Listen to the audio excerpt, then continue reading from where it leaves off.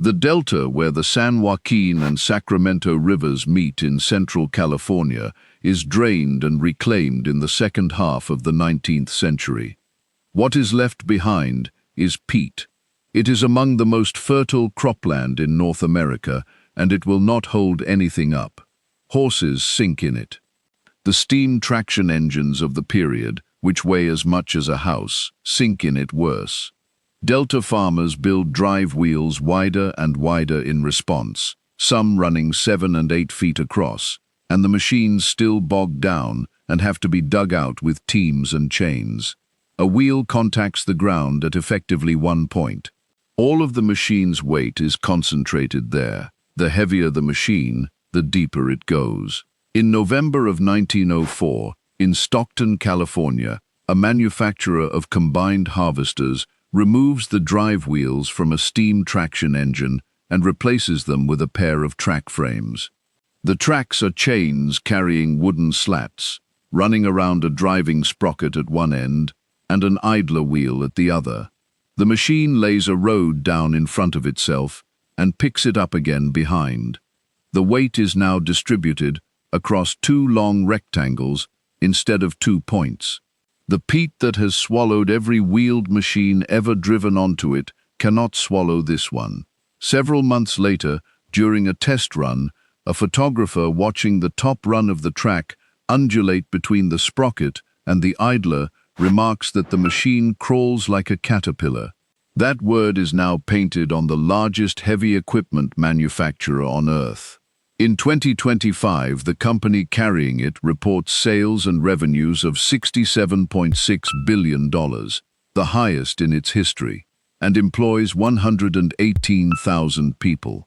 The man who built the machine in Stockton is Benjamin Holt. He spends the next 16 years in litigation with one family over the invention. He dies on the 5th of December, 1920. 5 years later, the company that carries his machine's nickname is formed, and the chairman's seat goes to the son of the rival he spent his career trying to destroy. Benjamin Leroy Holt is born on the 1st of January, 1849, in Concord, New Hampshire. The Holt family are wheel makers, working in hardwood, supplying wagon wheels. He goes west. By the 1880s, he is in Stockton, California, building combined harvesters for the enormous grain ranches of the Central Valley. He is a capable engineer and an aggressive businessman. Daniel Best is born on the 20th of March, 1838, in Ohio. He comes to California as a young man and works through gold mining, sawmills, and grain. His first invention, a portable grain cleaner and separator, is patented on the 25th of April, 1871. In 1886, he founds the Daniel Best Agricultural Works at San Leandro, later the Best Manufacturing Company. In 1888, he purchases the rights to build the Remington steam traction engine, and a year later, he mounts one to a combined harvester. 2 men, 1 state, the same decade, the same machines, the same customers. They begin suing each other in 1905, and the litigation continues for 13 years. The first patent infringement suit is commenced in 1905. It runs through trial and appeal and toward retrial before the parties settle. Settling one case changes nothing, because there is always another. Contract disputes, trademark disputes, patent disputes. Between 1907 and 1918, the 2 organizations spend approximately $1.5 million in legal fees fighting each other. That is $1.5 million in that period from 2 mid-sized manufacturers in California. The track experiment continues alongside the litigation. Holt's first crawler test is conducted in November of 1904 on a steam traction engine with oak slats. A gasoline-powered version follows in 1906. The design is refined until it can be sold, and in 1909, the first Holt machine wearing Caterpillar as a badge comes off the line. In 1910, Holt registers the word as a trademark with the United States Patent Office. The same year, Holt purchases a plant at East Peoria, Illinois, and begins manufacturing in the Midwest, 400 miles closer to the American farm belt than Stockton. In 1908, the feud appears to end. Daniel Best, then 70 years old, sells the Best Manufacturing Company to his chief rival. Benjamin Holt is left in possession of the field, the patents and the name. In 1910, a new company is incorporated in California, building gasoline-powered traction engines. It is called the C.L. Best Gas Traction Company. Clarence Leo Best is Daniel Best's son. He is 22 years old. His father has sold out to Holt, and he starts again from nothing, in direct competition with the man who bought his father's works, and the litigation resumes. In September of 1914, weeks after the outbreak of the First World War, Holt engineers demonstrate the Caterpillar crawler for officers of the British Army. The British are not interested in agriculture. The Western Front is becoming a landscape in which nothing on wheels can move, and the crawler can drag artillery across ground that stops horses. The orders begin immediately. By 1916, the British are operating around 1,000 Holt Caterpillar tractors. By the end of the war, approximately 10,000 Holt machines have been used in the Allied effort, hauling guns and supplies through terrain that has otherwise stopped the armies where they stand. Lieutenant Colonel Ernest Swinton of the Royal Engineers observes the same machines and asks a different question. If a track-laying vehicle can cross ground that stops everything else, the question is, what happens when it is armored, armed, and driven at a trench line? In August and September of 1915, at the works of William Foster and Company in Lincoln, England, the first prototype is built. It is designated Little Willie. It leads directly to the machines that go into action on the Somme in September of 1916, and to every tank built since. The record here requires precision. Benjamin Holt does not invent the tank. The British tank is designed by British engineers.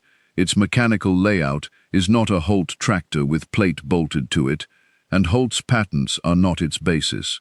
What Holt supplies is the demonstration, in front of the people who need to see it, that the principle works. Holt makes a great deal of money in the war as a supplier of artillery tractors. He receives nothing from the weapon his machine makes thinkable. He also walks into the trap that catches manufacturers who build for governments. Holt spends the war tooled for military production. Government orders are large, guaranteed, and require no selling. The armistice arrives in November of 1918, and the orders stop inside a week, and the army sells its surplus back into the civilian market at whatever it will bring. C.L. Best has spent those years selling to farmers. He has a dealer network, a farm customer base, and the Best 60, a machine sized and priced for the buyers who are still buying. Between 1919 and 1931, 18,948 units of the Best 60 and its successor are manufactured. The manufacturer who won the war contracts loses the peace. Benjamin Holt dies on the 5th of December, 1920, in Stockton, California, at the age of 71. He has invented the practical crawler tractor, given the industry the word Caterpillar, and left his company in serious financial difficulty. Daniel Best dies on the 22nd of August, 1923, at the age of 85. The feud outlives both of them by 2 years. By 1925, both organizations are exhausted. Holt Manufacturing is damaged by the post-war collapse. C.L. Best has spent 15 years and a fortune fighting the market leader. Two California companies are destroying each other over an invention that the entire world now wants. In April of 1925, they combine. It is not a takeover. Neither firm sells out to the other. The two companies reorganize and merge their financial ownership into a single new entity. They name it the Caterpillar Tractor Company, after Holt's trademark, after the word a photographer used about Holt's machine in 1905. C.L. Best is named chairman. Raymond C. Force, an attorney and board member, becomes president. The son of Daniel Best, whose father was bought out by Benjamin Holt in 1908, who rebuilt from nothing at 22 specifically to fight him, and who spent 15 years in and out of court against him, takes the chairman's seat of a company named after Holt's invention, 5 years after Holt's death. Holt's plant at East Peoria becomes the merged company's largest manufacturing center. Between 1926 and 1929, Caterpillar's sales more than double and its profits triple. The Best 60 is renamed the Caterpillar 60. In 1931, the company introduces the Diesel 60, the first diesel-powered track-type tractor, and the fuel that will define heavy equipment for the next century enters the field. The machines move out of agriculture. Track-type tractors build roads, dams, airfields, and pipelines. They are used in the construction of the Hoover Dam and the Golden Gate approaches. In the Second World War, Caterpillar equipment builds the airstrips of the Pacific Island campaigns, and the company again supplies the American military at scale. The principle established in the Stockton Pete in 1904 is unchanged. A wheel concentrates weight at a point. A track distributes it across an area. The heavier the machine and the softer the ground, the more decisive the advantage becomes.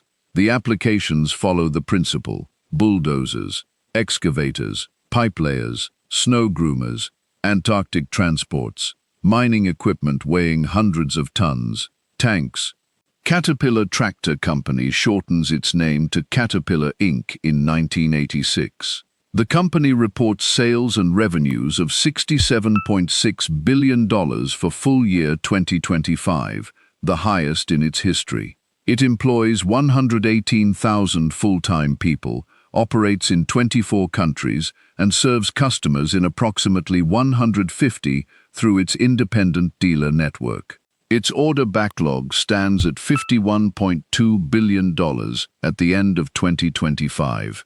The yellow paint is on machinery on every continent, including Antarctica. The name is a nickname, not a brand designed by a committee, not a word bought from an agency. A remark made by a photographer standing in a field in California in 1905, watching oak blocks and chain roll over an idler wheel, because the motion reminded him of an insect.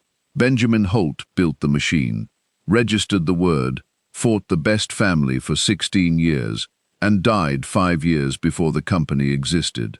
Daniel Best built the rival works, sold it to his enemy in 1908, and died 2 years before the merger. C.L. Best started again at 22, lost his father's company, outlasted the man who took it, and became chairman of the result. Between 1907 and 1918, the two firms spent $1.5 million in legal fees, establishing which family owned the idea.